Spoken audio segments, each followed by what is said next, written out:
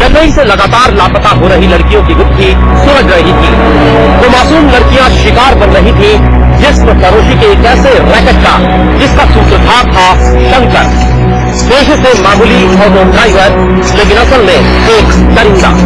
Police ने उसके साथियों से पूछताछ शुरू की तो सुनते चले गए एक खतरनाक कहानी के पन्ने। एक के बाद एक 9 लड़कियों का अपहरण, 6 कत्ल, लेकिन चेहरे पर फिक्र की एक भी लकीर नहीं। ऐसा ही था ऑटो शंकर, लेकिन अब शायद उसके पास का घड़ा भर चुका था।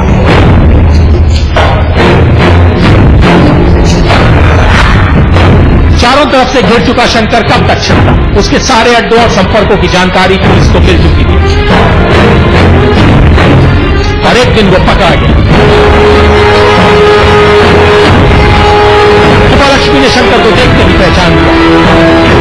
पुलिस ने शंकर के घर में गई लाशें भी बरामद कर ली। जल्दी शंकर के गिरोह के और लोग भी पकड़ लिए गए। शंकर और उसके साथियों पर अपहरण, लड़कियों को देर व्यापार में धकेलने और हत्या का मुकदमा शुरू हुआ। लेकिन शातिर शंकर इतनी आसानी से हार कैसे मान लेता? एक दिन वो अपने कुछ साथियों के साथ जेल से फरार हो गया। ऑटो शंकर के नाम से चर्चित हो चुके इस दरिंदे को दोबारा पकड़ने में पुलिस के होश उड़ गए। पूरे देश में पुलिस मुख्यालयों पर उसके फोटो भेजे गए। क्राइम ब्रांच की कई टीमों ने जगह जगह छापे मारने शुरू किए, लेकिन उसे तो जैसे जमीन निगल गई। अपने वक्त का सबसे खतरनाक सीरियल किलर पुलिस की गिरफ्त से फरार हो चुका था। तमाम कामयाबियों पर भारी थी पुलिस की एक काहिली। क्या ऑटो शंकर की दोबारा गिरफ्तारी मुमकिन हो पाएगी? खुद क्राइम ब्रांच को भी इस पर यकीन नहीं था, लेकिन वक्त खराब हो तो शातिर से शातिर इंसान भी गलती करता रहता है।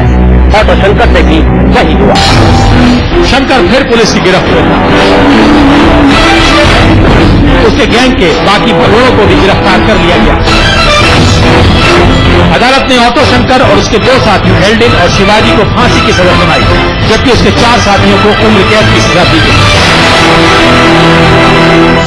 आखिरकार 27 अप्रैल 1995 को उस बेरहम ऑटो ड्राइवर को फांसी पर लटका दिया गया। लेकिन उसकी मौत के बरसों बाद तक चेन्नई में लड़कियां ऑटो में चढ़ते वक्त सहम जाती थीं। कहीं ड्राइवर ऑटो शंकर तो नहीं। आज बस इतना ही। अगले हफ्ते इसी वक्त हम फिर हाजिर होंगे गुनाह की दुनिया की एक और दिलचस्प बात।